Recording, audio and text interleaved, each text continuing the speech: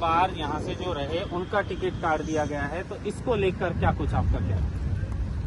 देखिए, टिकट काट दिया है तो क्यों काटा गया इसके बारे में बाद में बात करेंगे। पहले तो मैं शीर्ष नेतृत्व भारतीय जनता पार्टी को धन्यवाद देना चाहूंगा कि आपने दिया कुमारी जी को हमारे विधानसभा क्षेत्र में भेजा।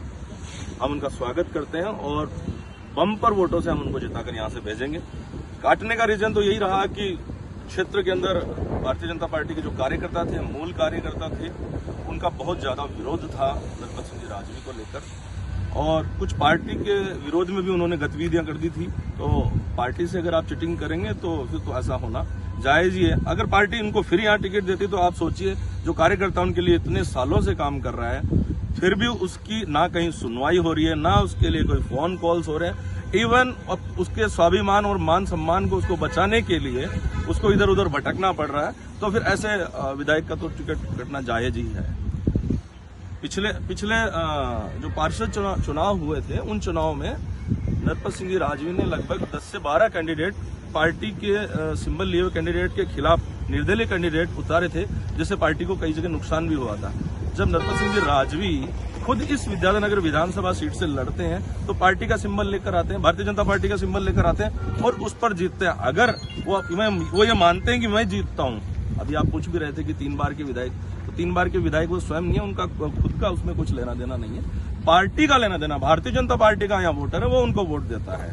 अगर वो ये कहें कि मैं यहाँ खड़ा हूँ निर्दलीय, अगर इलेक्शन फाइट करूँ और मैं जिता सकता हूँ या पार्टी को नुकसान कर सकता हूँ, तो वो अपनी गलतफहमी दूर कर ले, चाहे निर्दलीय आ जाए चाहे कांग्रेस से आ जाए, परेशानी मतलब बिल्कुल क्लियर हो जाएगा। सभी कार्यकर्ता पूरे मूड में है। उनकी टिकट कटने की नाराजगी कहीं दिया कुमारी को तो नहीं देनी पड़ेगी? नहीं, इसका कोई फर्क नहीं पड़ेगा। पार्टी के मैंने बताया ना कि मूल कार्यकर्ता जो ओरिजिनल कार्यकर्ता है वो सभी पार्टी के साथ है, दिया कुमारी जी के साथ है।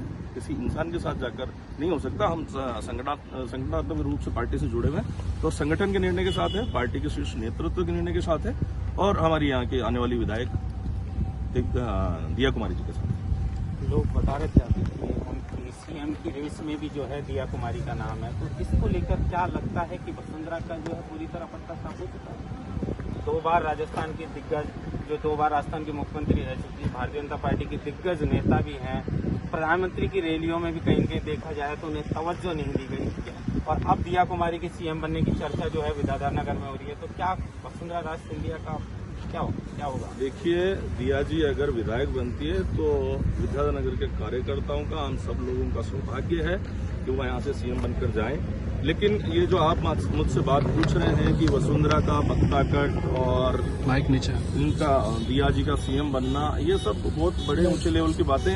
अभी हमें एक ही चीज पता है कि 200 की 200 विधानसभा जो सीटें हैं उनमें जहाँ के जो भी कार्यकर्ता हैं वो वहाँ के बूथ की कमान संभालें, पार्टी को ज्यादा से ज्यादा वोट दिलवाएं। अभी हम हाल फिलहाल जैसे विद्याधरनगर की बात करें तो हम विद्याधरनगर में भारतीय जनता पार्टी को जिताने का कार्य करेंगे, उसके अलावा सब कुछ नहीं। और अभी सीएम फेस कमल का फूल और नरेंद्र मोदी है, मोदी जी के नाम पे वोट मिलेंगे और कमल के नाम पे वोट मिलेंगे, उसके लिए काम करेंगे। क्या लगता है भारतीय जनता पार्टी की ये